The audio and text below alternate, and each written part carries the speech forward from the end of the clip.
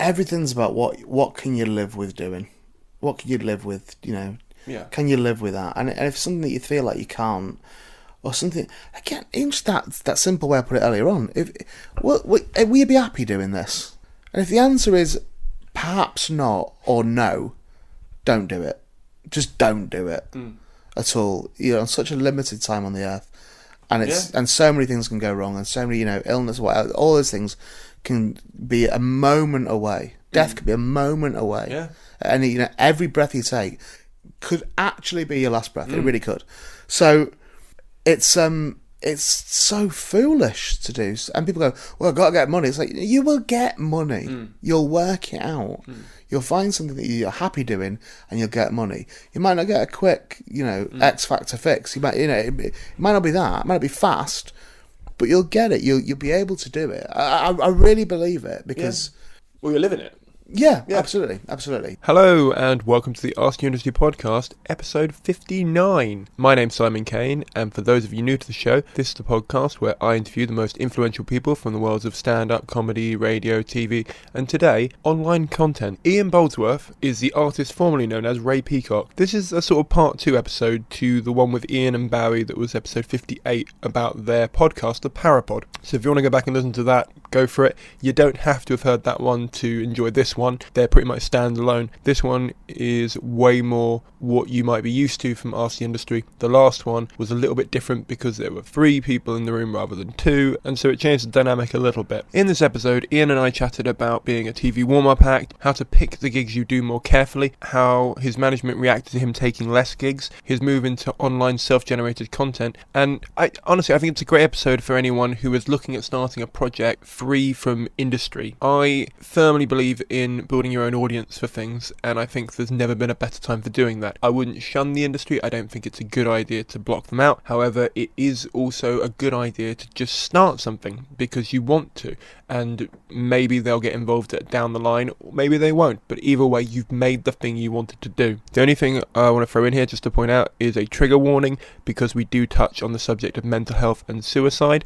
And as a result, if those are things that you do not like hearing about or do not like the discussion of, I would highly recommend that you don't listen to the rest of this podcast. It's only intermittently we talk about it, and we do get into some quite deep subjects about halfway in. But if it's not for you, it's not for you, and that's fine. If you're enjoying this podcast, please do remember to subscribe. Without any more delays, this is Ian Boldsworth. Yeah, no, people say I don't edit them. And I'm like, but I do. And someone actually said to me the other day, because it was an hour and 45-minute one I put out. Right. And they said, you were clearly trying to fill the time. And I was like, really? Yeah. And I was like, but I don't have the time limit. Yeah. I don't have to fill the time. How was that your fault? Like, and that was the main bit they threw it back to. It's a difficult one, isn't it? Because you want them to. A good edit appears seamless. Yeah. But you also want them to know how much work you put in. Yeah. I guess the question you have to ask is, did you enjoy it? Yes. Did it feel like it was too long? No. Which wasn't the case when you were saying on that particular thing. But, it's one of the things you have to just... I suppose it's like a lighting man on a film. Yeah. Yeah, if they notice it. If they don't notice it, then you've done a good job. Yeah. Or a referee is a good example. Yeah. A referee in a sports match. Don't notice the ref, then they've done their job. Yeah. No, I get that, and the biggest compliment I've got from this podcast so far, and don't get me wrong, if you're listening, I've loved your reviews and stuff, but the biggest compliment was the guy who helped me out with this when I set it up originally, listened to it through and said he couldn't find my edits, which I was like, that's really nice. Yeah, it is, isn't it? Yeah. It was only on one episode, okay. But I don't know how many of the others he's listened to, so it's the same thing. So we were talking about your career up to the point of the Parapod. So how long had you been going prior to TV warm-up? I started being a comic in 97. Right. Would have been. And I was in I first started, I ran some clubs, in the looser sense of the word. I didn't know what I was doing.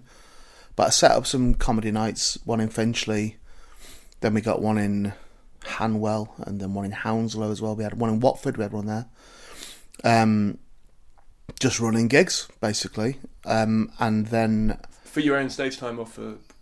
I was comparing them, but I had no material. I had nothing. Right. As a step into the comedy world for me, yeah.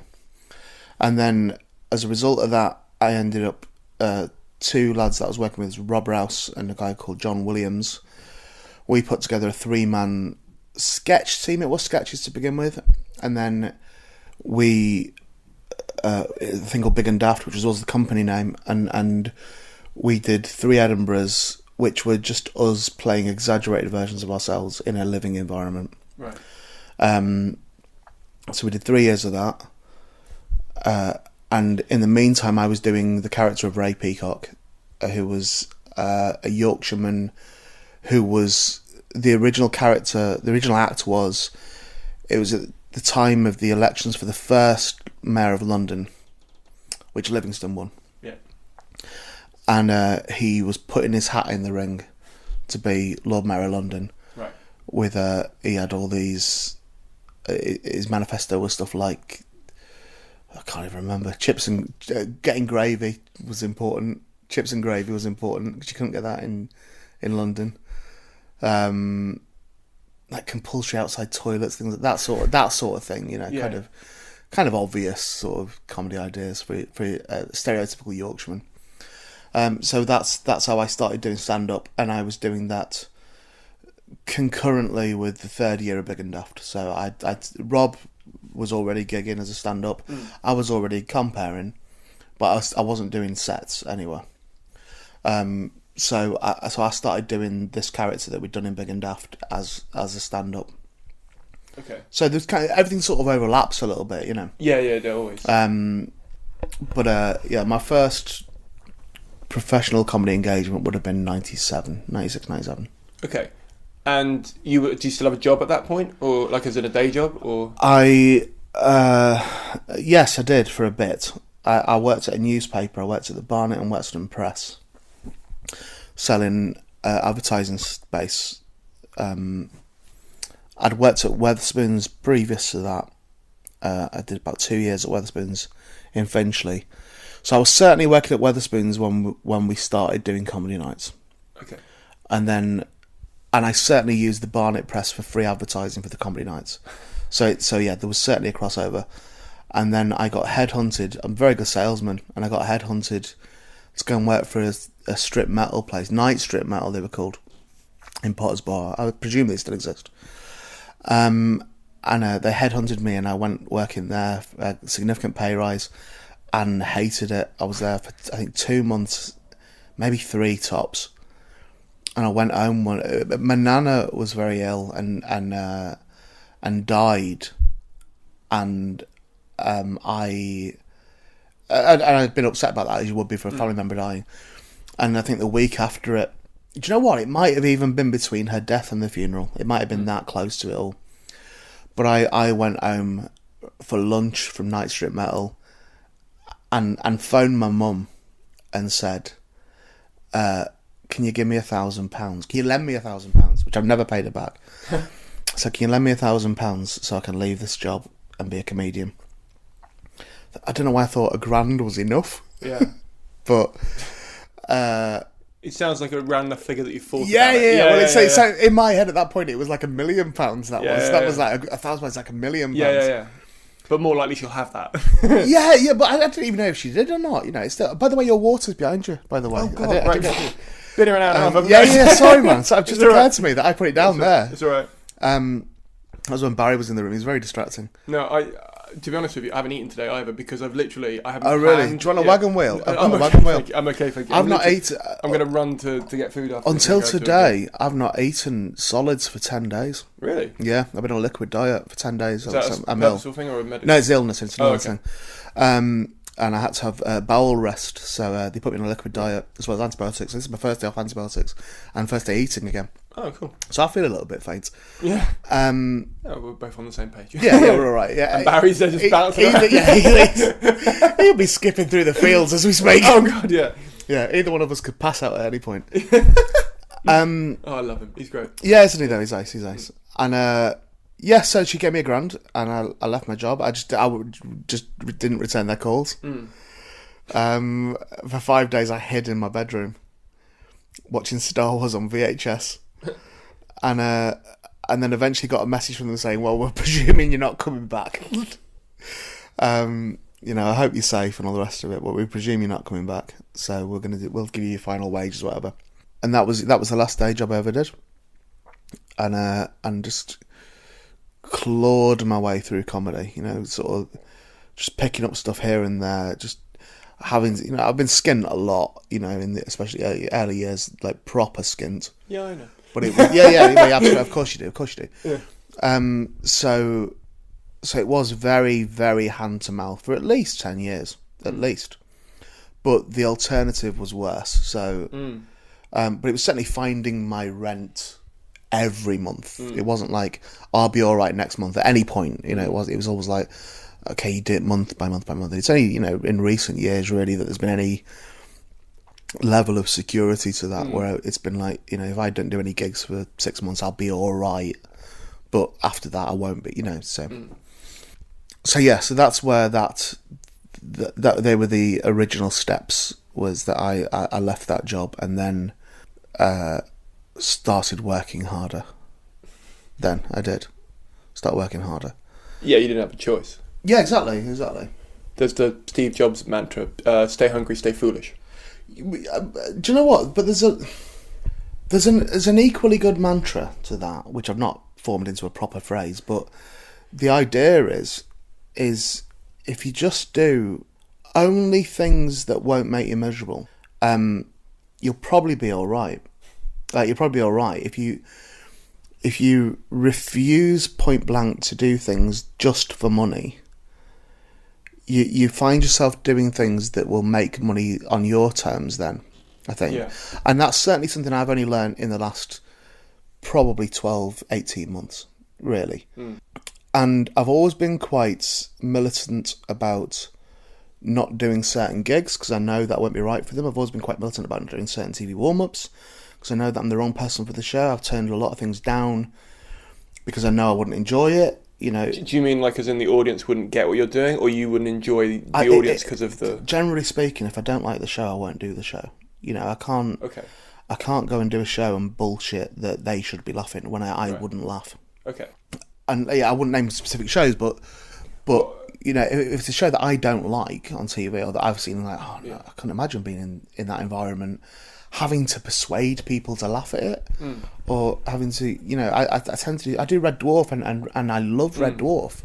I really like it, and I like the people as well now, it turns out, and, no, I didn't know when I met them, I'd never met them before, but I've done 3 series of Red Dwarf now, and it's, they're delightful people, and it's a pleasure to go to work, even though it's very hard work, it's a pleasure to be in their company, and it doesn't take much convincing to tell people this is good, because it is, it's really good. Where it's hard is when you're trying to get people to cheer something that doesn't deserve cheering, or clap something that hasn't earned any applause whatsoever. You know what I mean? Yeah. So I body swerve them. I sort of keep away from them. When it comes to TV shows, I can understand you watching it and then going, I can't support that in a way. But when it comes to a gig, do you go and watch the gig beforehand, or do you listen? I mean, because if you're only listening to recommendations from other performers, Yeah, you know what I mean. It's I worked out pretty early that I wasn't going to be suited at any club that wants you to do 20 minutes, bang on, not a minute less, not a minute more. I wasn't going to be suited to any club that serves food, because that implies another agenda at the club, that it's not about, I'm very interested in performing at places that are for comedy, so they're for people to sit and watch and engage when necessary and listen, and who understand the convention of performance. I don't really want to ever feel like an annoyance to an audience, that it's something that's going on. It's like, oh, we've got to get off Facebook because we've got to watch this now. Do you know what I mean? And that sounds like an exaggeration, but it's really not. It's really not. Not in some clubs. Someone's someone's piss up or someone's head night. Yeah. So there have been clubs that I've regretfully humoured over the years, and I now won't. A few just slipped under the radar. Places like Baby Blue in Liverpool, and even the Frog.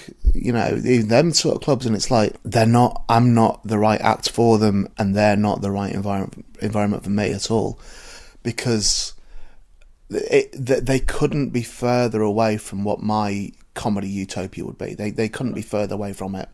And I would say I certainly regret humouring those places, because I don't think they're good for comedy myself, for the art, for want of a better word, of comedy. I don't think they're good for it. I think they present... I don't mean those two exclusively. I mean the clubs of that ilk. Yeah.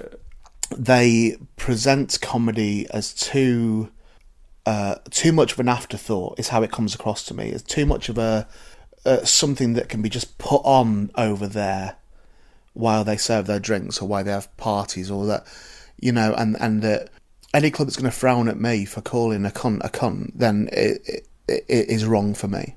Is wrong for me. I believe a comedy club should always fall on the side of an act. It should always, it should know who you're booking. It should know that. So really, no act in the world should ever be criticised by a club, because the club should already know who they are. Yeah. So yeah, I'm certainly far more now that I will only do gigs that I'm absolutely sure that I want to do. And do you feel the same about the corporate, or do you do corporate? I don't do gigs? corporate work. Okay. No, just don't do it. No, because the way you were speaking, it didn't sound like it would fit in with that. No, I could probably do it brilliantly. I'm aware that it's decent money. I've done one or two... No, I did two for them. 2 corporate gigs in my life, which weren't corporate money, by the way. They were for Bird's Eye. Oh, the chicken fingers. The fish fingers. Yeah, and it was... Do you know what? I can't even remember how it came about, but it wasn't much. It was like... It might have only been like 500 quid a pop, the 2 that I did. And it was to host a quiz. Right. Is what it was. And at the time, I was doing the East Dulwich Tavern pub quiz that they used to do every week. I was doing that quite regularly and quite enjoying it. Doing it in character. And quite enjoying being the quizmaster. And I think it came from that. And I did a couple of them. And they're the only corporates I can remember doing. And I remember enjoying one and not enjoying the second one. But I wouldn't... The idea of putting a suit on and telling jokes... I'd have to learn some jokes first of all. But the idea of, trying to entertain it... I could perhaps do it well if I was left... I'm a decent compere, so if it was about that... If it was hosting something, I'd probably be alright. But again, it just... I can't behave. I can't, It's one of them, and you have to, really, I think, in those environments. I'm saying this with very little knowledge of them, so I might be completely wrong. Maybe you don't behave, maybe you go and dick about or whatever, but I always get the feeling that I'd probably get angry. I've interviewed the managing director of JLA, who are the biggest corporate booking agent, and they never said you have to behave as such, right? But they book you for who you are. Okay. If that makes sense. Yeah. So the client will come to them, and say, we're organising a fundraiser for our whatever it would be. We need a comedian that is in this area for whatever reason. I see. And so they will book you based on that and what they know of your past history. I see. Okay. So I guess if they were booking you, it'd be the same as clubs in a way, because maybe. they would know what you do. I ain't got a suit. I'm dreading someone but again, dying. That's the same thing. They wouldn't book you because you were wearing a suit. They would book you for you. Because I wasn't wearing a suit. Yeah. What are you dreading? Sorry. Someone dying in case I've got to go to a funeral. I literally just had that. Literally about 4 days ago, one of my best friends, her aunt died. Right. I think I could say this on a podcast because she posted about it on Facebook. So I'm Okay, pretty sure it's fine. But she said, "Will you come with me to the thing and to the funeral thing?" And I was like, "I can do. I need to find a suit." I can do, but I'll be in jeans. Yeah, well, I did say, she's not going to know, but she wasn't. She found that funny up to a point, but then she was like, "No, you do actually have to wear it." Yeah. No, I don't even own one now. I don't own one now. I mean, there's 2 reasons why I'd be worried about people dying if I was you. 1, the suit. 2, he'd be trying to. Barry. Barry would be all over that. Yeah, he would, mate. He would totally. Okay, so. Like I said, the first thing I came into contact with you properly was the podcast with Richard Herring, as it shall henceforth be known as. No, I'm still saying it. You're allowed to. No, but it really. Do you know what I love? Is I got a message from a friend of mine who is a big fan of Herrings and a fan of my podcast, and he just said, "You don't have to say it twice," and I was like, "I do." fucking but do, you know because what? because it's stuck in my Yeah, head. that's nice, that though, isn't it? Because you're part of the gang, so it's part of the club. It's that's where podcasts thrive, really, isn't it? When you I haven't got that on mine. No, but you'll get it though. That comes about when you find an audience and stuff. So that is. It's parodied lovely, isn't it, with Alan Partridge, where Alan Partridge went through that period of getting really angry when people said "aha." Yeah. When he was always getting very angry about it. So can we drop that now, please? And it's like, but you can't. You kind of can't. Well, I wish Barry was here for this. Is another question I was going to ask. You don't hear that phrase very often. Well, no, because he has such a vehement, vitriolic attitude towards the character. Understandably, it has stayed because of that. Like, I think some people, obviously they were going to keep it anyway, but for me, I never called him a character, but I still think of it sometimes because of how he reacts. I'm pretty sure that I've perpetuated that from time to time, though, where I've said, where I've sort of said, you could be a character, that sort of thing, and he does, he gets genuinely angry about it. Yeah, but I think I said it on the Parapod. I'm sure I said it on the Parapod, where I said, that's some writing, that. Yeah. If he's a character, that's some writing. I remember you saying the thing that annoys me. I remember because I literally listened to this recently. Right. Because like I said at work, we're all into it at the moment, and it's kind of the one that's going around. Say at the moment, well, no, as if we're going to fall out of favour soon. Well, okay. At the moment, you do fine. I freelance, so I might not be there for a while. It's nothing to do with your project, believe me. But the guy who sits opposite me sneezed, and I said, "Bless you," and we had the discussion from that episode where you would, I think you told him that it doesn't, or there was an old wives' tale that had come out of that, and we said that's what that means. That's what it does, or something like that. And you said something like. Oh fuck! Because we quoted this because we remember thinking it was really good. We said it wasn't that.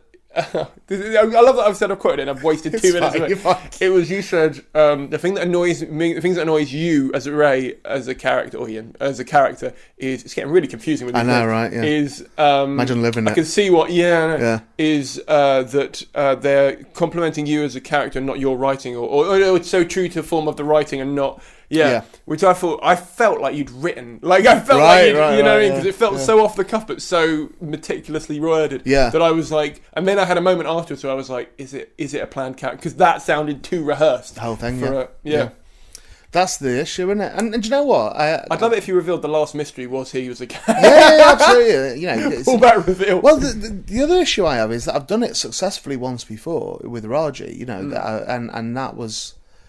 and I would take most of the credit for it in terms of he performed it and he was, he did improvise within it, and that it sounds like it was a proper character. It wasn't a proper character, but it was certainly a huge exaggeration of himself and a huge dumbing down of his actual intelligence. It certainly was.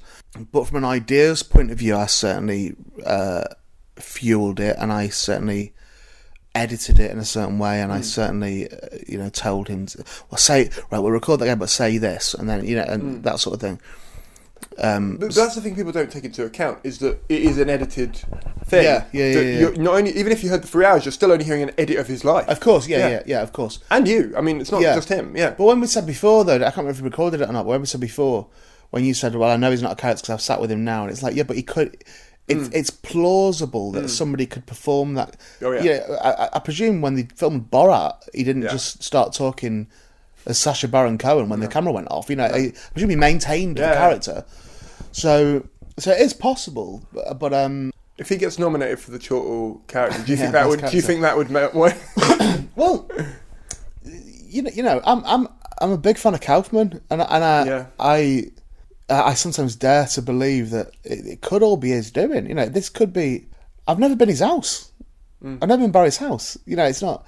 I'd love it if his house was like this, like pristine, like mansion thing that he's going, I've got them all. Let's load up Twitter. It is pristine because he's OCD. He's got no choice in that. Yeah. Well, but is he though? Because it could be. Could be part of the character. Oh God. Could be part of the character. That's the problem with this podcast, is you don't know what's real. Absolutely. So all I can do, and I've said it several times on the Parapod, definitely, where I've said, you'll have to take my word for it. As far as I'm aware, this is really happening. And same, as far as I'm aware, I've met him for maybe 2 hours at most at this point. It didn't feel like he was putting that on. No. But it could easily have been that someone is as good an actor as that was that put it on. That's a really good actor, though. I don't know, because at moments he just stared off. Do you know what I mean? Like when you were no, seriously, Forgot his lines. Yeah, exactly. when you were talking, he was just sometimes staring into space, and I was thinking to myself, is he thinking about what he's? Because I do that sometimes when I'm thinking about something to say. I go, and then obviously you can't see that. He's probably thinking about his magpies in his garden. Oh, he's adorable. I wonder what's making that crow so horny, is thinking as he just stares as he dresses up in a Bigfoot costume and heads out into the woods. The reason I would personally know that he's not a character, because I've been with him angry. I've been with him when he's angry. I've been with him when he's, in different emotions and stuff. So he maintains within those things. So, I've not been party just to the Barry that you hear on the Parapod. I've been party to him in real life as well. So I'm as confident as confident can be that it's not him putting something on. But I don't really know what else I can do to convince people or him himself. In many ways, isn't it nice that they keep thinking it is he, isn't he? Because there's that kind of mystery within the mystery. There is, but the other side of that, to be serious for a second about it, it also is. Like, imagine if you were just going about your everyday life, doing what you do, and being yourself, and people just started accusing you of being a character. Oh, yeah. Because what the message that says is, you can't be real. You're too ridiculous to be real, which is really insulting. It is insulting. Now, whilst I get it from the audience point of view, it's still hurtful to him to be accused of being a character when he's just being himself. Yeah. So it's a slightly difficult one, and I'd never really call him or pull him for being zero tolerance on it. It's how I feel about the Peacock thing. It's we've all got something. Yeah, totally, and that's his thing. It does. Some days he can laugh and shrug it off, but other days it will just real life upset him. So I try not to court it too much when, as in me saying, "Oh, you might be," and I try not to do that too much because he doesn't always see the joke. So even when someone's taking, like we talked about before, about people tweet certain things in certain ways, he might not read it as a joke sometimes, and then you have to go, no, it is a joke. Same as any of us reading Twitter, you might. Oh yeah, I have it all the time. Yeah. It's not a failing on his part. It's just that if he reads something as absolutely serious, then it can upset him. So if someone says, "Come on, Barry, you're clearly a character," he might read that as, "Come on, Barry, you are clearly a character." Yeah. Not as, "Come on, Barry, you're clearly a character." Do you know what I mean? It's like he'll read it. We need a hashtag. Yeah. He knows when we're joking. So sarcasm. Whatever. Hashtag sarcasm. Yeah. Well, if you're ever going to tweet him again, do hashtag sarcasm. Actually, no, because he won't. Yeah, do it. Because he won't know. Bellend. Hashtag Bellend. Right. So I tell everyone who's listening to this at some point, tweet him, tell him he's a character. Hashtag Bellend. See, then you get into. And Ray will explain. This is what Ian will explain. I'm not saying to do that at all. I'm not saying. But I used to have a thing where he says, "Well, you can fucking listen to the." But I used to have a thing where I'd always say, "I'm not telling you to do that, but I can't stop you from doing it if you decide to." I don't condone anything that may upset Barry. Then you get into the Gervais Pilkington sort of realms, don't you? Which is, from time to time can be seen as a bit upsetting. So, I've no interest in upsetting him in real life. How about tweet him whatever you want, and if you're worried about him misunderstanding it, hashtag bungle. Yeah. Or just send another tweet explaining what you meant. Oh god, that should be a general rule for tweeting, Barry. Send your original tweet and then send another tweet that exactly explains what that meant. Like the translate thing that comes up sometimes. Yeah, absolutely. That's amazing. When you were talking on the podcast that you were on with Richard Herring about audiences and about how you've basically, at the time you said you've got like 2 gigs booked or something, and you were taking a sabbatical from gigging simply because of audiences, and then there was a prime example. I'm going to presume for this that everyone's seen that who's listening to this. If you haven't, I'll link to it in the show notes. Take an hour and a half, watch that, and then get back to this. Well, because I can't. It's fine. But there was a woman in it who antagonised you and didn't really listen to what you'd said, or had misheard what you'd said, according to her. It would appear that I antagonised her, but we just don't know why. To this day, we don't really know why. She said that you were being sexist or something, but then backed it up by saying because of how you'd acted to her. Yeah, because I told her to be quiet. Yeah, which didn't make any sense, even from her own logic. Yeah. Is that? But then on the podcast, you talk with Barry quite a lot about how. He says there's no arguing with you because even at gigs you're quite argumentative when stuff happens like that. Does that happen to you a lot then? Or I think just to clarify that, I think when Barry says no arguing with me is because I'm a good arguer, is what I think it is. No, I think it is that. Is good that debater is better. Yeah, but I'm good at dismantling within an argument. I am, yeah. and making it my way. I'm quite in a heated debate or in a comedy debate for that matter. I'm good at that, and I think that's what he means by that. Not as in that I'm just particularly aggressive. Or yeah. So I'm not sure that in that instance with the Lady on Herrings show, I've seen it twice, and excuse me, and I'd heard it 3 times before it came out because I recorded it. I waited a month before I listened to it because it shook me up really that night. It upset me, and me and Richard spent like maybe half an hour afterwards chatting about what had gone on, and I expressed some regret for the direction I'd taken it in, talking about suicide attempts and all that sort of thing. That I didn't want to do. I didn't want to do that, and he was, very complimentary and all the rest of it. He was immediately saying, "I think it's one of the best ones we've ever done." But I didn't want to hear it back. I was scared of hearing it back in case I had said something. Right. In fact, I think I even said it during the interview. There's a bit where I look at the audience and go, "Did I?" Because I wasn't certain. I wasn't certain that there wasn't something that had been said that could have been misread. And all I knew was I did one moment of deliberate sexism when I said to someone, "Be a man about this," which was deliberately antagonistic because of the way she was doing it. But other than that, but by that point you were in the conversation. It wasn't. Yeah. But my mum, I had to tell her to stop doing it because my mum was ringing me and telling me what other people were saying about it online, and I avoid that sort of thing, don't go near forums and all that sort of business. And I had to tell her to. Weirdly, my dad was telling her, and she was telling me. Yeah. So I didn't know how much had been lost along the way anyway. And I had to tell her to stop. But she said, "Oh, well, someone said you were being very aggressive." And I thought, I don't remember feeling aggressive at the time. I don't remember. I remember being quite calm, not in my head, but quite calmly, quite placid in how I was talking to her.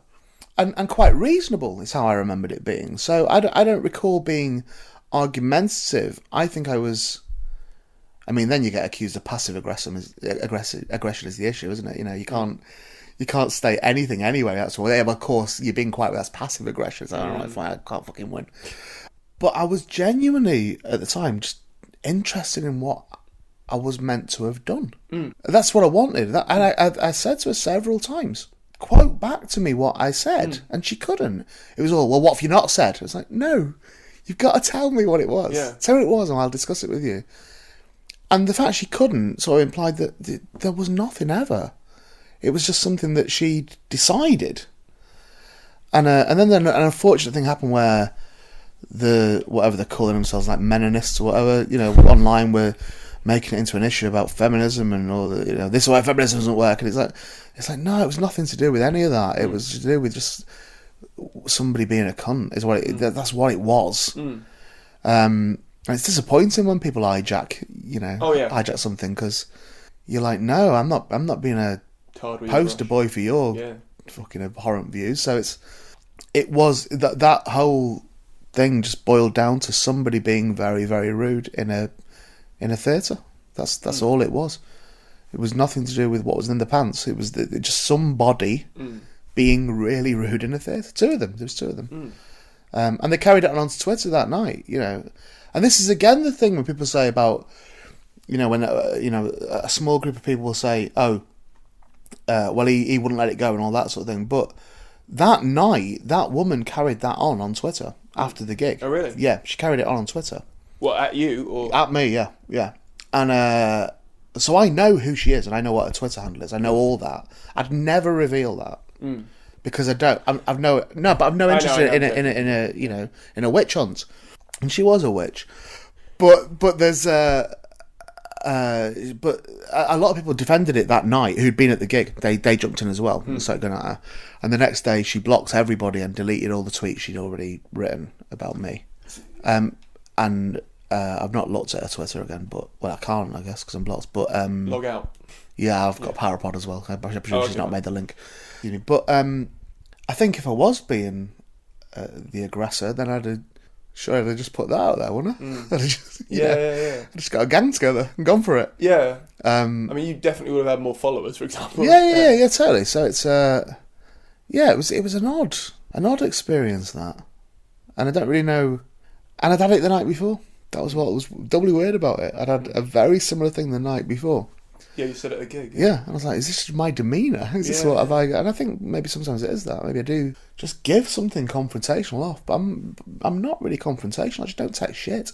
And that's, I don't say that in a boastful way. I mean, I just don't, I cannot be arsed with it, with dicks. I can't even imagine how that's a boat. You know what I mean? Like, Well, no, it is, because people go, oh, I don't take any nonsense from me, oh, I'm this sort of person. It's like, it's not, I don't say that with a swagger. I say it, I will not tolerate someone being rude. I just won't, and I'll call them on it. I'm not sort of blush and turn the other cheek. I'll just tell them straight, or I'll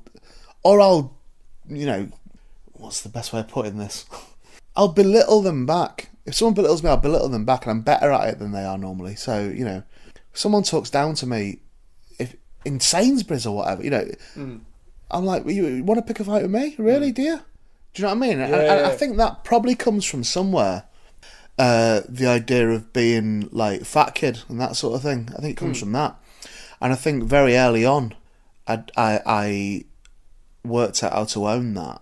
I worked out that it had no bearing on whether lasses fancied you or not, and I worked it out that it was, all the insecurities that people have when they're overweight just aren't real. They're a lie. Yeah, they're not real. They're not real. They're fed to you by your feeder or whoever's made you that size in the first place. But they're not real. They're not real. So you're no less likely to get a girlfriend by being a big bloke. You're no less likely to get laid by being a big bloke, if indeed these are your raison d'etres, as they were, in certain parts of my life. But I think there's the moment you realise that, you then automatically develop a charm. You're automatically charming, because look at like Vegas, this great example, Johnny Vegas. It's like, a more charming fucker you couldn't wish to meet. Yeah.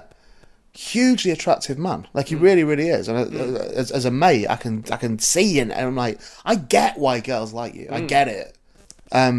Because you take your top off and and wobble about the place, and don't give a fuck. Yeah. And people go for that. Yeah, I said to you before the podcast started, I used to be really fat. Right. And I thought it was my problem. Okay. And I lost a lot of weight, and then I realised my personality shit, so I started to work on that, and then I realised, oh wait, hang on, it was neither of these things. It was just a case of my own head. My own head was blocking me. Right. So you lost. Yeah. So you deliberately lost weight to make yourself more attractive. Oh yeah. So it was like complete vanity reasons. And health had come into it by that point. Okay, that's fine. Because I was a 44-inch chest and a 40-inch waist. Okay. I don't know what size you are, but if you want to work it out from your own size. Say again, 44-inch chest and a 40-inch waist. Okay. So I was quite same big. On the waist. I think my chest's about 50. I've got a massive chest. Right. Yeah. Well, That's inherited. That my granddad had a huge barrel chest as well. So, mine's like me. I look like my granddad now. Okay. And I quite like that as well. Yeah. And that's why I like your sort of mentions of your granddad, because I have a very big connection with my granddad on my mum's side. Right. In terms of when he was alive, not now, obviously. Yeah. But it's I really like, sometimes I look in the mirror and I do see, and not in like I see him behind me, but we look very similar to when he was my age. I certainly have, and again, particularly down the male side, I guess it is really in truth. Is that there's no discredit to either my grandma or my nana, but I certainly have a delicate acknowledgement of my grandparents, grandfathers. That even where you're sat now, there's a photo there, which I don't really even look at. That's my granddad on my dad's side in the butcher shop that I used to work in with him when I was a teenager. I just like having that there. There's also, in the back room, there's a framed love letter that my granddad sent my nana from the war. And there's only 3/4 of it. Part of it's ripped off. Oh, okay. And it's beautiful, like the most beautiful declaration of love, and there's drawings all over it and stuff. And it was just in a box. I found it in a box when they were away, and it was like, I didn't think, I want to keep that. I'm like, I'm gonna put that in a fucking frame. and just have it there. And my granddad's stick, the thing we talk about, the parapod, it's real. It's genuinely in the hallway there. Yeah. And just I like to have that little acknowledgement of them a bit, but I don't dwell on them at all. I really don't. The only time I do is my mum so my nan got very ill with dementia. Yeah. And we thought she was going to go first. Okay. And it turned out my granddad had lied about, or not lied, he'd omitted that he had cancer. Right. He knew for 7 or 8 months before it really took him. Okay. And because he wanted to keep driving to my nan to look after her, I see. which was easily in my show I talk about how he genuinely told the nurse that he was going to die in a week's time. Right. And the reason he knew that was because my birthday was in just under a week's time. And he was going to refuse treatment after my birthday because he wanted to see my birthday. Right, he was that guy. Yeah. And same just before that, he'd continuously with 2 types of cancer that were growing inside him. Didn't tell us. He kept driving to my nan to look after her. Yeah. And it taught me that I need to look after myself first rather than the other way around. Obviously, he could still be here now in theory. But could he though? Like that's exactly. I spoke to the doctor. Found it in time that they could have potentially. So okay. That's the only reason why I don't know. That. Do you know what? My leaning is the other way with that. I think that's it's a beautiful thing, and I think it's I struggle with the idea of people putting themselves first. Because I think it's the reason I'd fall down on the side of your granddad in this is because the actual thing, which he's right in, this from only knowing what you just told me, is. It's not putting yourself first. It's who needs the care the most. Yeah. Now, from what you just told me, it was definitely your grandma. Yeah. Not because of the level of illness, but because he was able to hide it. To the fact that he was able to not say it, then that, I personally, it's often to my detriment. That's certainly how I live my life, is certainly... I've been utterly miserable because I've been making sure somebody else wasn't. Yeah. And I really don't want to get to the point where I go, no, I'm going to put me first now, because I've had that done to me loads of times. That's what I think the issue is that I've had it done to me. Yeah. I've had people barefaced lie to me. Oh yeah. And just say, I'll always be there for you, and then not be. No. And I'll never do what the other people did, and then do it. Yeah. Which is abhorrent. Oh, like it really is, because how can you say to someone who, perhaps has trust issues anyway because of people beating shits to them, which is what that sentence implies, that I won't do to what other people have done. Why would you try and persuade someone to trust you to then actually stab them in the back? And that has happened to me several times in my life. From certainly the people who've been closest to me at any given point in my life, I've always ended up doing that. I've always proved themselves untrustworthy. So my feeling is that I can't. The last thing I can cling to is to not do that to someone else. So that's why what you're telling me about your granddad and your grandma. That's why I would side with him on that. I should explain what I mean by put myself first. Yeah, because. I'm not judging you on that, by the way. No. I just think I've explained it badly. Okay. It just meant I started looking after myself more. Right, got you. Understood. Yeah. Do you know what I mean? Yeah. Like Yeah, you don't mean at the expense of someone else. Oh, not at all. No. Okay. The last girl I was seeing, I don't know how much I can reveal. Oh, again, I can edit it. The last girl I was seeing, You seen her anymore? No. Fuck her. Come on. Okay, fine. The last girl I was seeing, the guy before me was someone who was accused of stuff online. Okay. Like a big famous person. Right. And she dated him, and she'd been left with a lot of emotional baggage and scars as a result of that. And as a result, when she asked me if I'd still be there, I stayed, regardless of the fact she was very much manipulating me. Right, okay. And it was only when I introduced her to my friends who sat me down and said, as much as we know why you're staying, and we get it, we can't let you stay because of what's happening. Yeah. And it was literally them deleting her number and just dragging me away from her. Okay. Not because I was, not in that way, but in the sense that I'd said I was going to be there. That was why I was still doing it. I see. And it wasn't even anything particularly serious, only a couple of months of it. But in hindsight, the minute after I'd realised what they'd done and they'd removed her from me, as it were,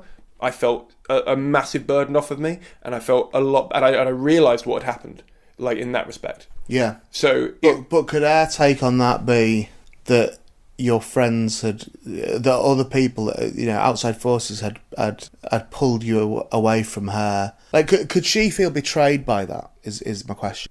I don't think so, because at least half of the friends that we'd met up with were mutual friends. I see. So they knew both sides of it, and the ones that didn't know both sides of it had said it before that. I see. So I'm still friends with the ones that are mutual who have said you've made the right choice. Right. Okay. So yeah, I mean, I understand why you've only got a capitalised view of that. So it's not. I just think a promise is a promise is a promise. That's that's what it boils down to. Honestly, it took me. I was in bed for about 3 days afterwards because I felt like I'd let this person down. And I remember one of my friends came round and they were like, "You haven't let them down. And you've only known this person like 4 or 5 months. Like, it's not." And I was like, but I promised I wouldn't leave, and I promised, because he'd done something like that, and she got you.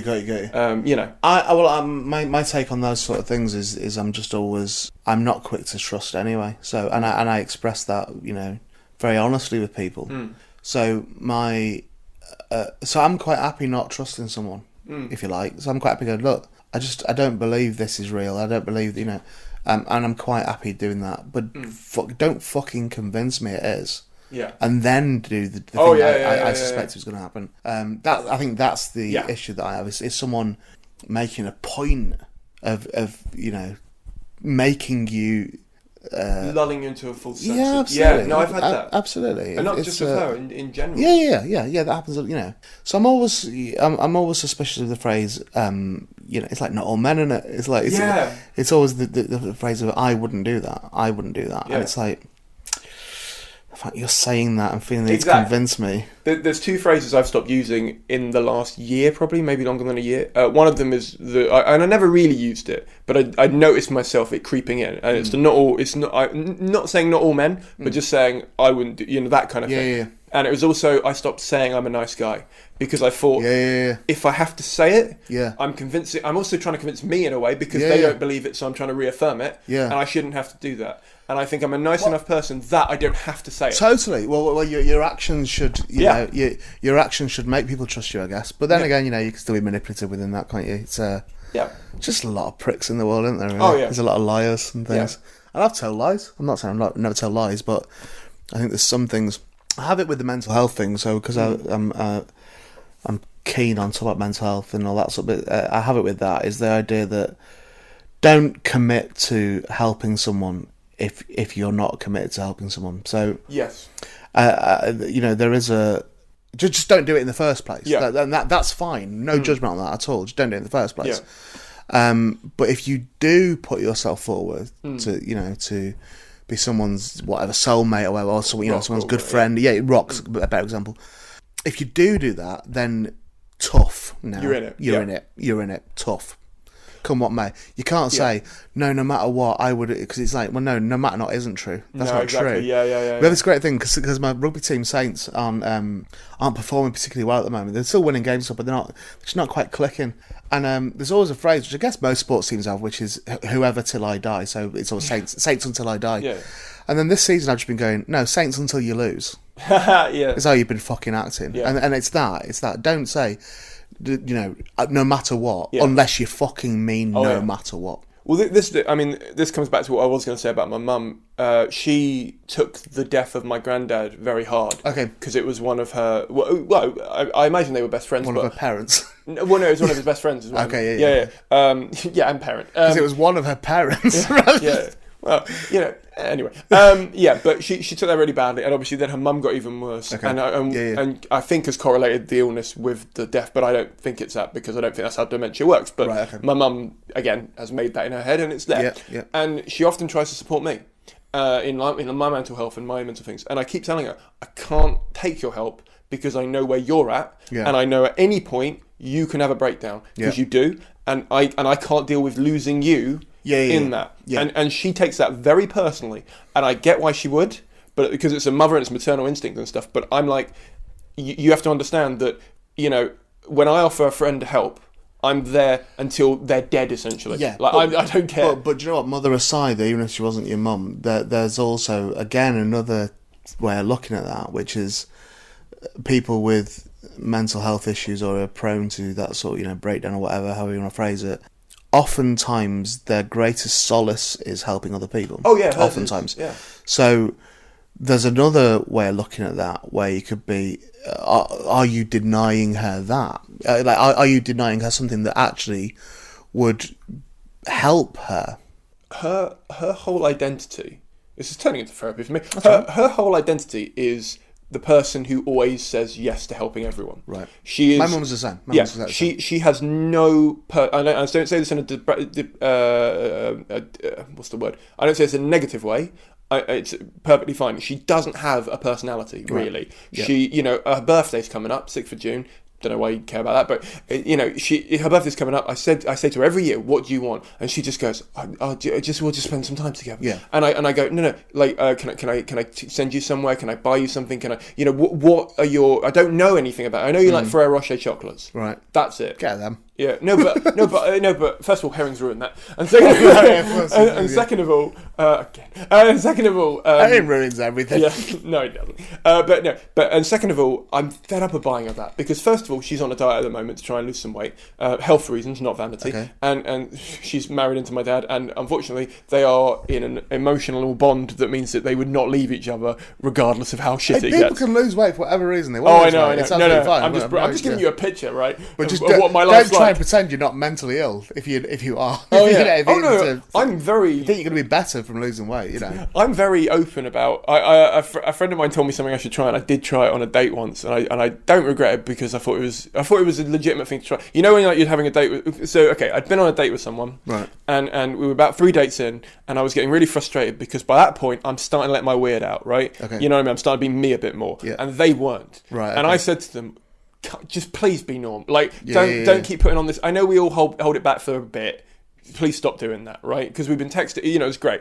And then she just let it go, like, and it was fine, right? And then, but that didn't work out. And then the next person along from that, she was getting into it and stuff. But I did say to her, I've said a lot about my mental health issues. I'm not going to put pressure on you to say anything of yours, but I would be interested if you would tell me at some point what yours is. And my friend said, you should probably just say, what's in your medicine cabinet? Because it'll let you know what you're getting yourself in for. Yeah. And I was like, I really want to say that to her, but I'm not going to, because that's I don't want to put pressure on anyone, to tell me something they don't want to tell me. But it was one of those things where I did say, I wanted to find a nice way of saying, when you're comfortable, if you're ever comfortable, let me know what it is so that I can adjust to that, because I want to be around you, so I want to adjust to that, which I thought's a nicer way of saying what's in your medicine cabinet. And it was true, I did, and it didn't work out. But yeah, so I'm not case disproved. I'm not jaded. But yeah, but the point of what was the point of that? About your mum. No, the original point of why we got onto that, I can't remember. Knows. Okay. No clue. Okay. But we were talking about warm-up gigs. I don't know how we got to that.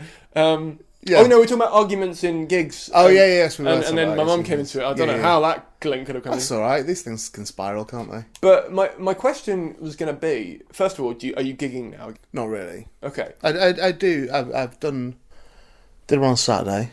It's now, what day is it now? Thursday. Okay. It's Thursday today. So I did one last Saturday. I'm doing one this Saturday. Then I start warm up on not going out, which is all I'm doing, I think, around every week. Just that. So no, not many. So not much. As a pie chart of how you're not going back to a day job, as it were, essentially warm up and power upon money, I assume, or is that what's supporting you at this point? Oh, I see. The radio. Oh, okay, yeah, I do the radio show. Yeah. So we've managed to streamline that so that I do 2-hour shows. I record 2 in one day. Cool. Without being crude about money, but on a better rate than I was before.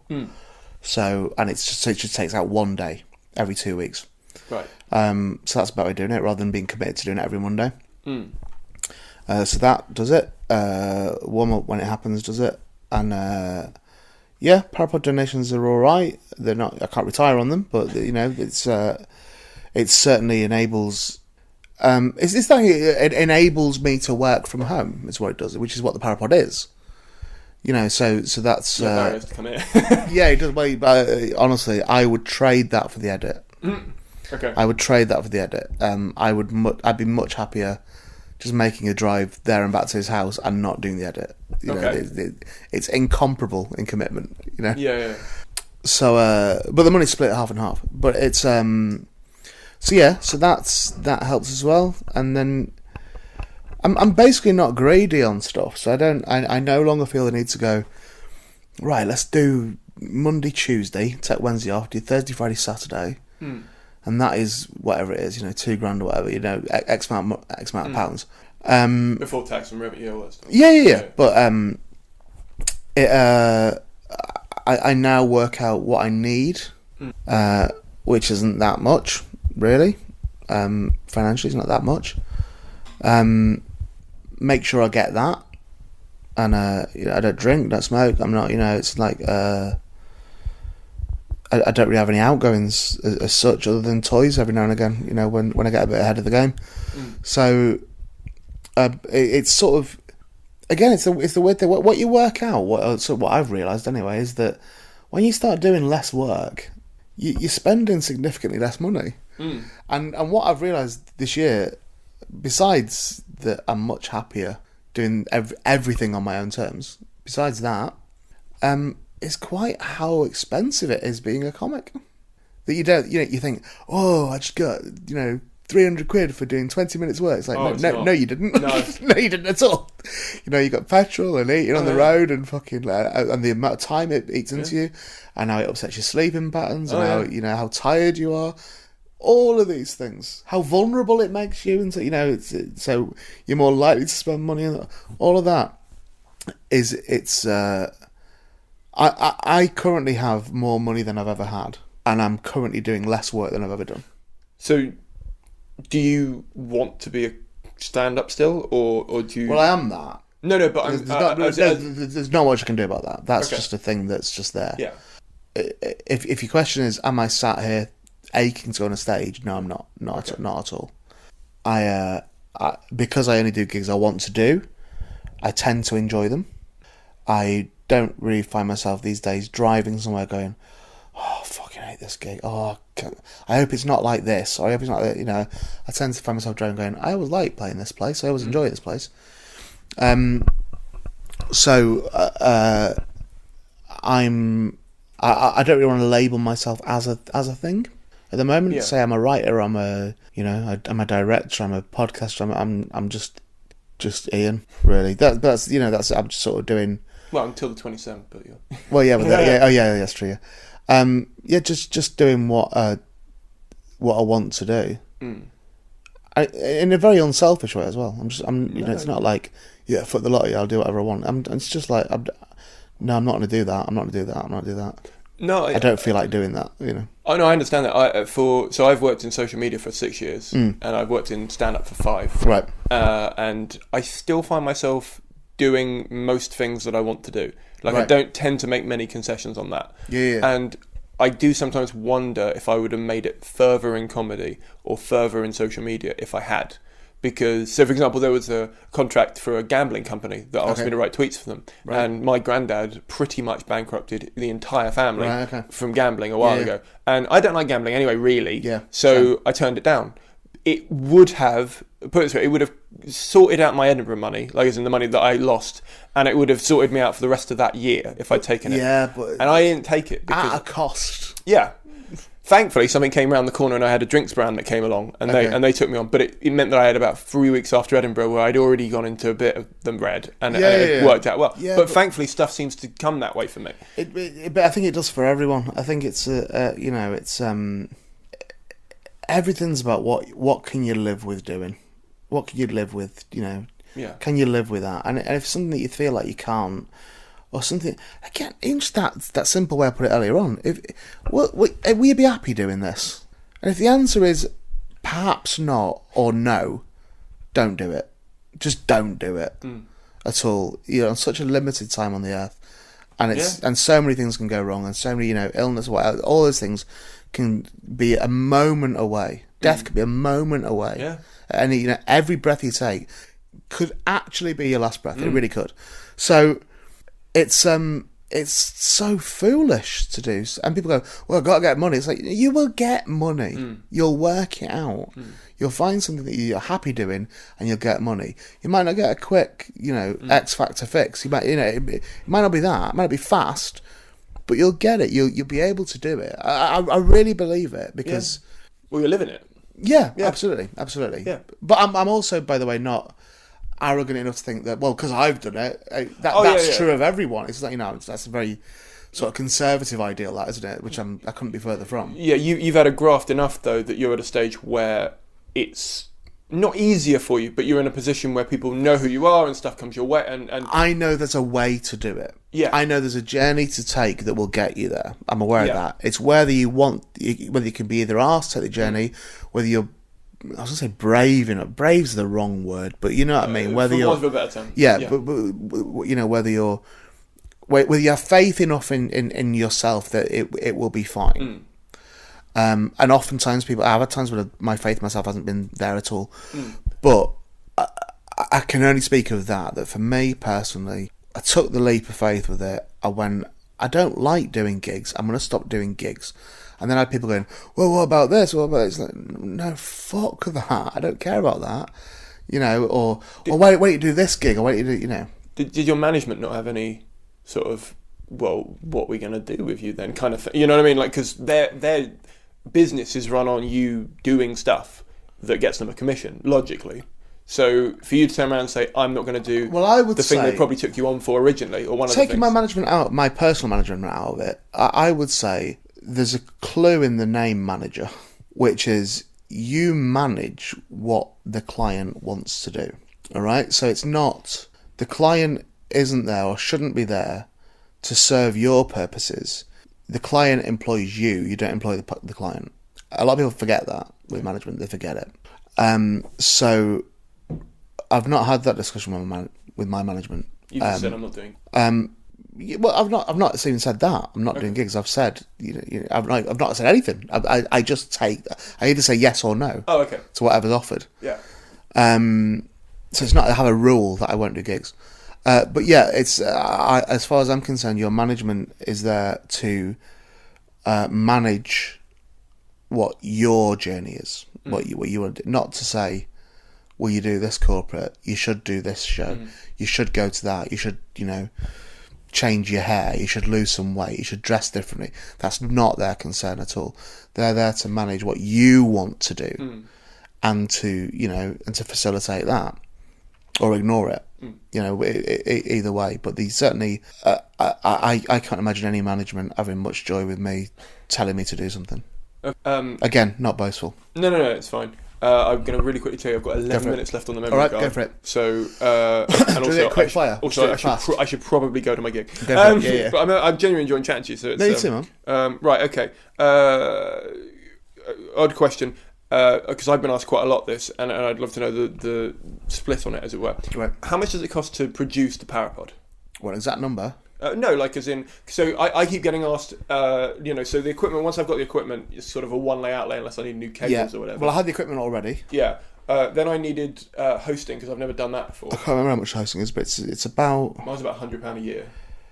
I don't do it. I just write the check, if you like. Okay. So I have somebody else who's upstairs at the moment who does all the tech stuff. So she'll know. I basically just authorise the payment to it. Okay. So I can't remember offhand how much it is, but it's it's probably about right. Yeah.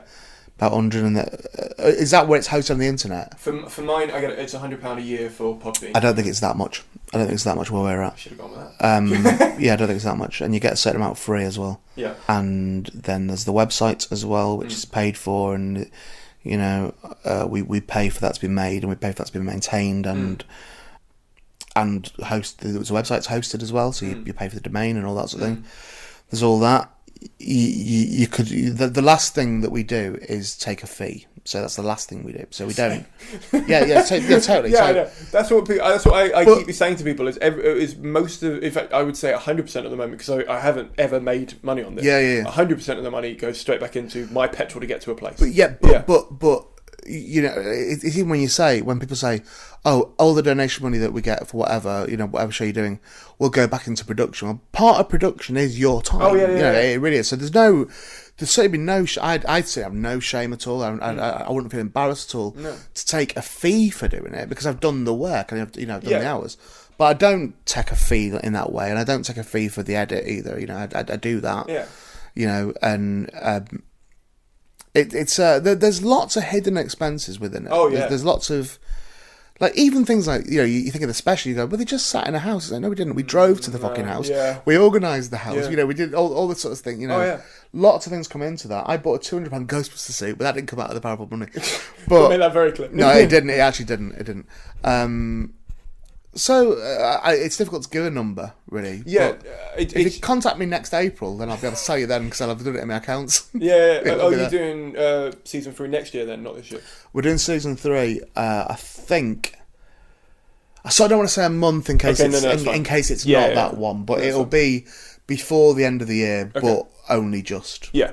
No, that's fair enough. No, I mean, the reason I ask it is because a lot of people ask me, partly because of the nature of this podcast, how to set one up. And I made a blog that means, they can just follow the step by step, but it doesn't go into money. And part of that is because it always changes. So this this one's only cost me slightly less because I was doing gigs in Derby, and so I came down via there to I don't want to say where you are, but to you, and now I'm going down to Reading. So it worked out that I could just get to you. But if I wasn't doing that, I live in Rickmansworth, and I don't think this will reveal where you are. You live about 150 miles away from where I live. Yeah. That's quite a parameter, don't worry. Yeah. So, you know. Could be in the sea, couldn't it? Yeah. No, they all know it's in a wood. Of course. It's it's a weird one. I think when people are doing podcasts, it's just that I think the thing that most people don't take into account is that now, in podcasting now, you've got to have a fucking idea. You've got to have an idea. Gone are the days where you can go, hey, we should just sit down and chat and see how that goes. It's like there's too many of them that you'll never do that. Well, this is how I started this one. Was I got so bored of hearing comedians talk to comedians. Yeah. And I thought, well, I mean, I know that's what this one is, but I thought... no, but it's specific though, isn't it? Yeah. So it's, Well, I'll tell you the story another time because I don't want to get into this. Yeah. But an agent came to see me. They wouldn't answer my questions. I had to find a way of talking to them. So I said, I'll record it and put it on the internet. Literally. And then I just carried on. And for some reason, that was less weird for them. Like, how funny is that? Yeah. God, they're fucking idiots, aren't they? Yeah. Well, no, I'm not going to criticise them at all because it plays to everyone's ego. And regardless of who you are in the industry, there's a lot of ego. But also there's a lot of people that like talking about the industry, like me. So not everyone who's been on this has got an ego. I'm not accusing you of that, but it's But I think most people like talking about it, but it's whether you can express anything new. Really, I don't know if I can or not, but it's I'm interested in talking about it. But I find myself invariably getting with these things when I talk about them, a bit pissed off about, a bit depressed about it. Yeah. And I steer myself away from that now. I really do go, no, you've got the power, and I truly believe that. It's like that I've took control back of everything, absolutely everything, and thus far it's working out. There'll be bad days, but thus far it's working out. Of just nobody has a hold on me at all, nobody at all. No, Joe. Yeah, well, but that's by choice, isn't it? But it's that thing. So that's his. We don't know. Partner. Let's say partner. Yeah. Well, what did you think she was? Because you said on the podcast you didn't reveal whether you were married or not. So I wanted to get the illusion going. Whatever she is. Partner. Lodger. She's the girl that lives in my house. I hope she's near us. No, she's not that. No, I know. She's the girl part of our house. Look, she's coming downstairs. Yeah, she heard it. Unless that's a ghost. No, I'm not. I'm really not beholden to anyone. I'm really not, and that is a tremendous relief. Like, it really, really is. It really is. Is there a reason you haven't started like a Patreon or like a regular funding thing for the pod? Don't really get it yet. I don't really understand it. I'm doing the donation thing is covering it fine. Right. So that's working at the moment. I'm doing this mental health podcast in intent. Called the Mental Podcast, which is proving quite difficult at the moment in organisation and me working out what it is. And I discussed the idea of using Patreon for that, but I also truly believe that you can't, regardless of what your background is in podcasts or what your form is, as I said before, you can't rely on that for a new project. So you can't. So same as I couldn't take. Although there was certainly a little bit of springboard from it, from the Peacock and Gamble audience to the Parapod, or the Ray Peacock podcast audience to the Peacock and Gamble podcast, although there was far more link there. I don't. That's why with the Parapod we could never say at the beginning of it, if you want to donate, it's like, we'll donate for what? We don't know what this is. Yeah. You know, you can't go, I've done stuff before. It's like, no, fuck that. So I can't really ask for money for the mental podcast, and nor do I wish to. Based on producing nothing. I once, in fact, no, it was the first time I had properly sort of set up my Patreon. I asked for donations at the start of the podcast. Right. And I remember listening back to that one after I'd published it and thinking, I shouldn't be asking for it at the start. I will ask for reviews or subscribers at the start of the podcast, but at the end of the episode, if they want to donate, that's when I'll mention it. Yeah, no, because I felt really bad that they hadn't, the new listeners hadn't listened to anything. You got to make it good as well, and also, at this moment now, I've committed nothing to the tasking yet on the Mental podcast. I have notes and I've got a vague plan of some things, but I can't say with any confidence that it won't be shit. I don't know yet. Same as at the beginning of the Parapod, I couldn't. It might not have worked. I always recorded a pilot. Me and Barry did a pilot at the Parapod. I don't think I'll ever see the light of day, but it was relatively similar to the first episode, as it turned out. Yeah. To check to make sure, will this work? It's funny on the phone, but it might not be funny on as a show. So I couldn't in good faith say to people, "Hey, contribute to the Mental podcast," when it could be shit. Yeah, it could be. I'm going to try to make it not, but it's certainly not going to be a laugh a minute, and it's certainly not going to be. It'll certainly be different to stuff I've done before. And you hope that by doing something different, that then that it's some of your audience from the Parapod will stay with it because they're interested in you, or whatever. But you want them to find their own audience. One of the proudest things in my life. This is no disrespect to Peacock and Gamble fans at all. One of the proudest things in my life at the moment is the fact that the Parapod and Peacock and Gamble doesn't really cross over. Yeah, it stands on its own. Yeah. So it's not. But I mean, audience-wise. So you get an idea of who likes you, and I don't. The familiar faces from Peacock and Gamble, I don't see many of them with the Parapod, and a lot of the familiar faces with the Parapod, these people that interact with you online or whatever, I don't recall from Peacock and Gamble. Yeah. So there's not. It is a separate, and that you quite like that, and I'd want that again with my other stuff. Not that they're not welcome to it, but you do want to make sure that each one stands on its own and isn't reliant on the other ones. Okay. But it's nice to have certain people think that you can be trusted as making good stuff. Yeah. I'm going to do the quick fire questions that I do at the end of every episode. A quick fire for me, you take as long as you want, but I will point out 7 minutes left to go. I'm going to do quick fire too. Okay. What is the best book on comedy writing or stand-up you've ever read? Oh, shit. There's a book called... Everyone says they're going to be quick on them, and then I ask them that, and they go, oh, fuck. There's a book called, is it called Meet the Committee? I think it's called, by Tony Hannon. Okay. If you look up Tony Hannon... whatever he's written a few books of comedy, so I can advise any of those. Okay. Yeah. Biggest mistake you've ever made, and how did you overcome it? Improv by Keith Johnson as well is another good one. Okay. It's not specific to comedy. That's about improv. Everyone knows improv. Improv. What's the question? Biggest mistake you've ever made, and how did you overcome it? Might be Extractifan, Oh yeah.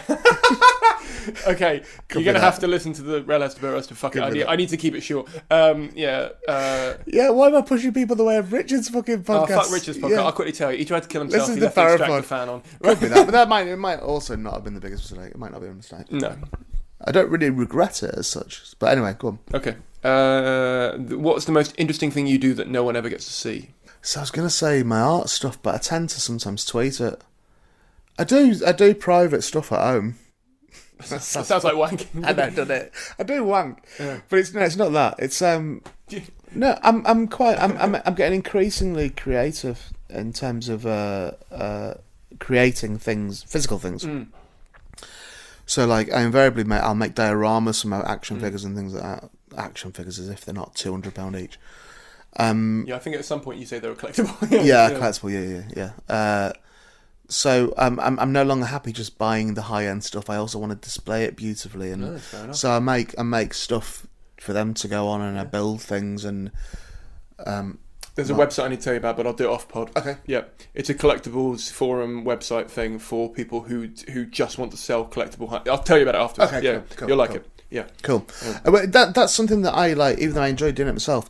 I sort of feel like at the moment I have a friend, somebody I know called James Hans, who's an artist, an amazing artist. Yeah, you mentioned him on the I interviewed him the other week, and but he's completely self-sustaining from doing art, from drawing and painting. I'm nowhere near his standard, like not even 1% near his standard. But I like the idea of doing something that you enjoy doing, that you then. Well, I suppose that's what podcasts are. Yeah, that's what the Parapod is. I enjoy doing it. Yeah. I enjoy. We have a laugh doing it.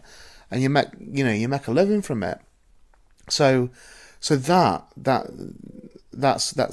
what I do, arty stuff. Yeah. No, I've just written a book called How to Make a Limbo Working for Free. Okay. And it's all about making free content to build an audience and then asking them to support you. And it's got loads of case studies. I actually interviewed Richard for it and stuff about it. Yeah. And it's fascinating because, you people on paper say to me a lot of the time, what do you get out of the no one, and I'm like, you know me. Yeah. Like you wouldn't know me otherwise. Yeah, exactly. It's also I'm quite we know that Marxism in practice doesn't properly work, but I'm also the Marxist ideal I'm very fond of, and I like the idea of people helping other people out, like as crossways, Totally. For example, me and Richard are a good example. So me and Richard would present generally speaking, we present that we don't like each other very much, right? As a joke, we present that. But we're fond of each other, and so we certainly have helped each other out. We have, I've been on his show several times. He's been on my shows and stuff. There is but I've never given a penny to any of his collections, nor has he to any of mine, unless he's using a pseudonym. But it's never been that. No, same. But I'll happily have him on my radio show to promote that he's doing a Kickstarter, and he'll happily have me on stuff to promote the Parapod or So that at its root, that's a Marxist ideal. So that's the idea that I'll bake you bread if you give me meat. It's that There's idea. No money involved, but it's an honour of a word. Yeah, absolutely. Totally, So I like that as an idea. I think it's absolutely possible. Within an industry is what I mean. I don't mean within society. I mean. Oh yeah. I think it's possible, and I see it in action at the moment. We have people who help us out that we help out in return, and all that sort of stuff. And it's I like that.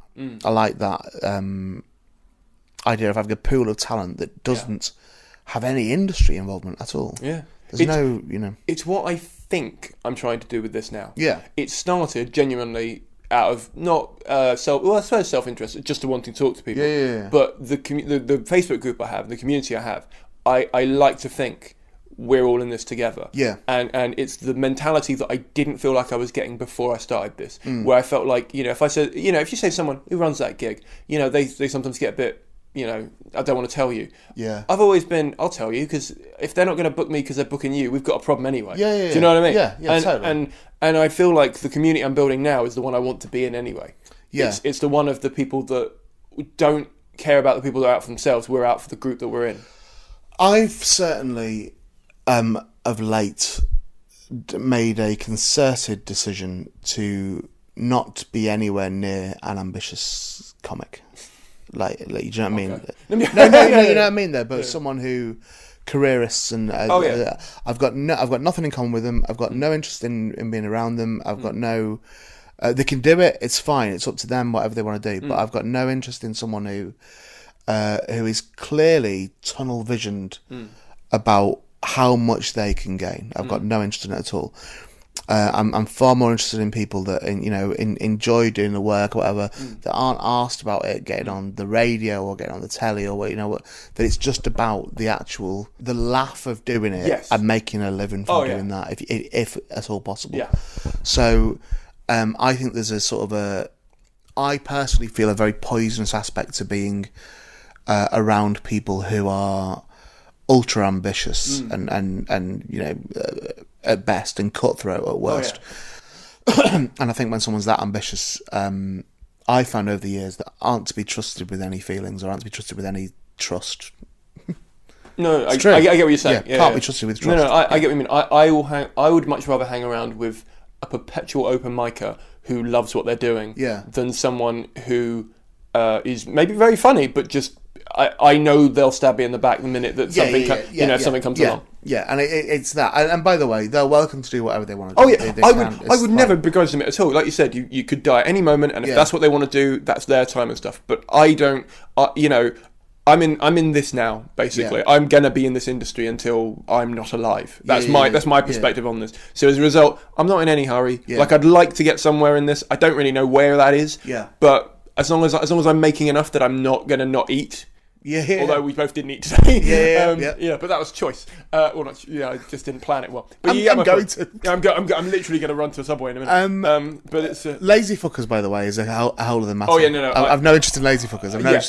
Where people tell me all the time, "Oh, you seem so motivated. You seem so diligent. You seem like you're getting loads of stuff done." I'm like, no. I'm just not lazy. That's all it is. I'm not getting loads done. I'm just getting stuff done that I wanted to get done. That's all it is. Yeah, you can be a supremely creative person without being a cunt. Yeah.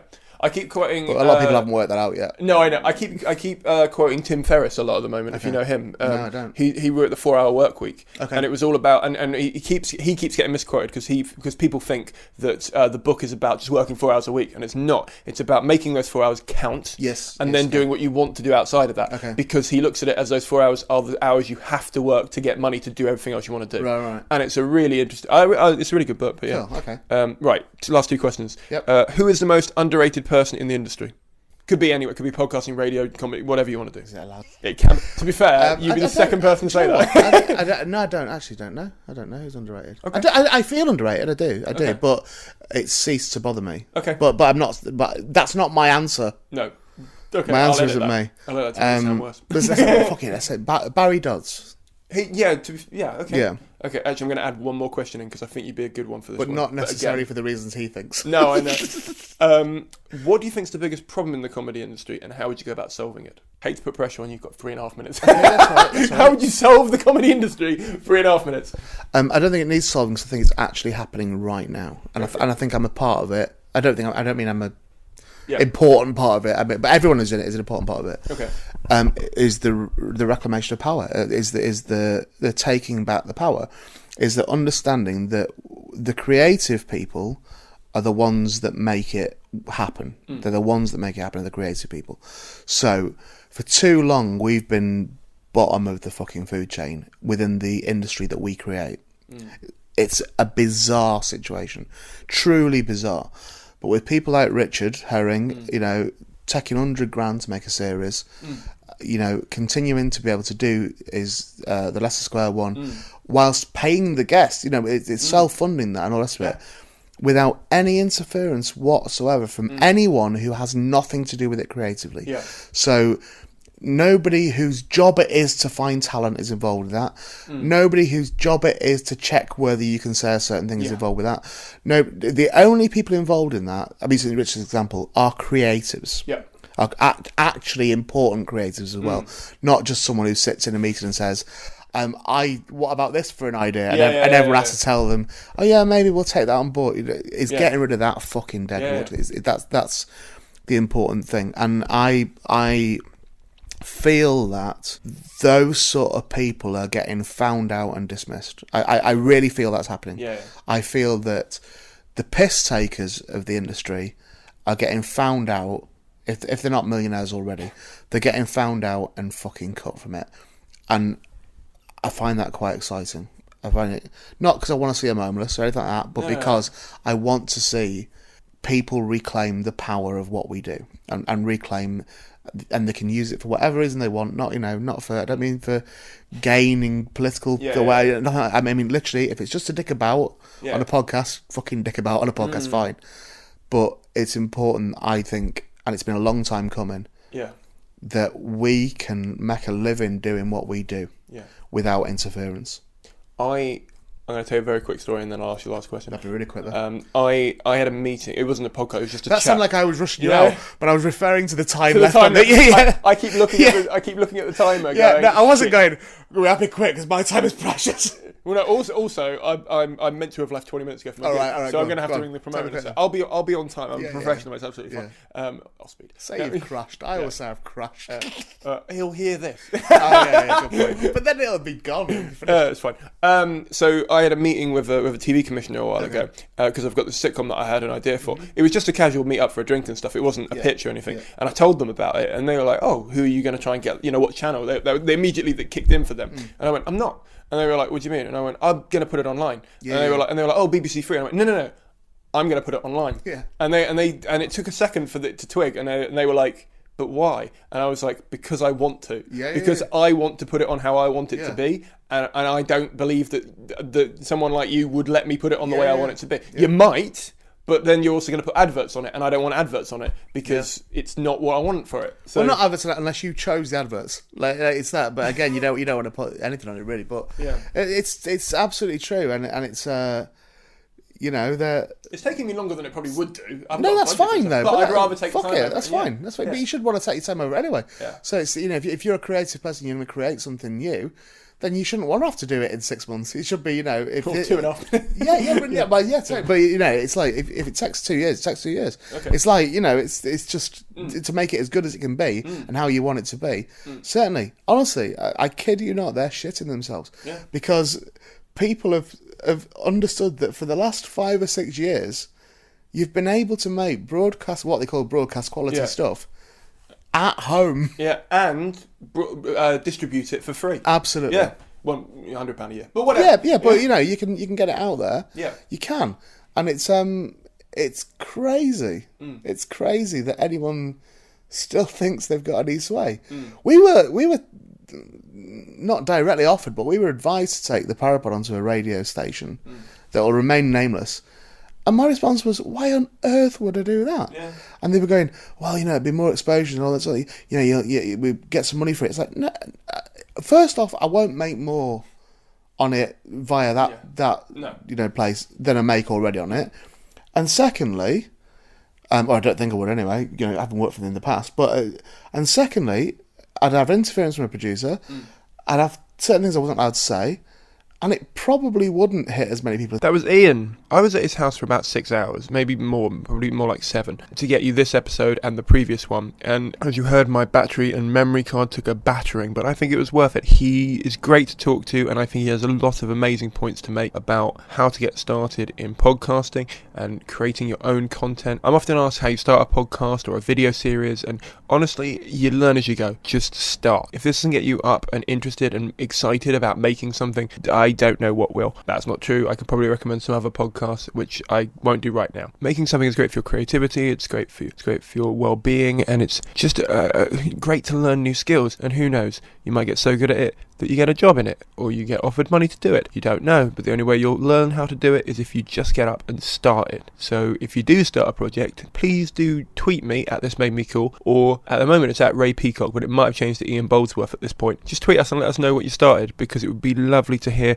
anyone who was inspired or motivated to start something as a result of this episode, or just the podcast in general. If you'd like to check out episode 58 of the Ask the Industry podcast, where I interviewed him and Barry Dodds about their podcast, The Parapod, it's available on iTunes, Stitcher, and you can stream it on simoncaine.co.uk. Please remember to subscribe, and if you've got a minute, give me an honest review on iTunes. They really help, and it would really mean a lot to me. We're at about 53 reviews at the moment, and I'd love to get it just a little bit higher. So if you can do me a solid and help me out with that, that'd be amazing. If you've got a bit of spare change, I know August is a hard month for everyone. I know a lot of us are blowing all of our savings up in Edinburgh in order to try and get a TV deal and an agent, and it's I get it, right? But if you have a couple of quid spare, £5, £2, whatever you want to donate, if you could throw me some money to support the show, that'd be amazing. The show really lives and dies on your help. That doesn't necessarily mean money. If you like this episode and you think you know someone that would benefit from it or who would enjoy it, share it, that'd be amazing. But if you can afford it, a donation would be amazing. You can do that on my website, or you can become a patron, which means that you'll donate a certain amount of money per podcast that comes out.